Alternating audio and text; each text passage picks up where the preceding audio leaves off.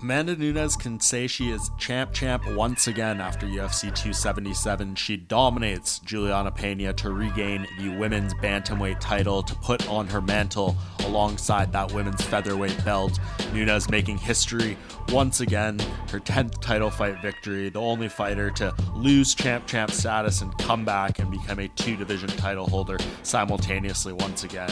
Just adding to her legacy, her insane resume and everything she's done in the sport, but most importantly of all, proving that the first fight back in December against Pena was a mere bump in the road. I don't know if you want to call it lucky, call it a fluke, whatever it was not Nunes' night, it was Pena's. We'll give her credit for executing when she had the opportunity back then at UFC 269, but at UFC 277 it was one-way traffic for Nunes. Just completely cuts up Pena, drops her, out-grapples her, just does a lot of great work in there and definitively shows that she is superior in the end, and she's now able to move forward onto some bigger and better things perhaps down the line if she runs out of other opponent options. We see a trilogy with Pena, but right now we want to see other things going on, and I think the most pressing thing that comes to mind would be a different trilogy, this one being against Valentina Shevchenko, the UFC women's flyweight champion.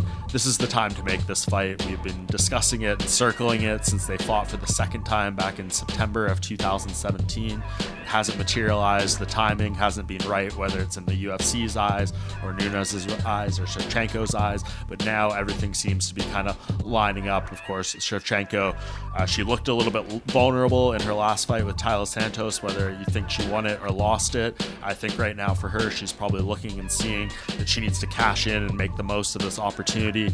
She loses that title, and I think a lot of this goes away. So I think she's got to try to strike while the iron is hot there. And Nunes, when she's asked about it post-fight, she seemed very warm to the idea, and she didn't make too kindly of Shevchenko's tweet after the fight saying that she copied some of her stand-up moves. So a little bit of heat already brewing there. We know the history, 2 very close fights between them in their previous matchups, and it seems like now is the third time to do it.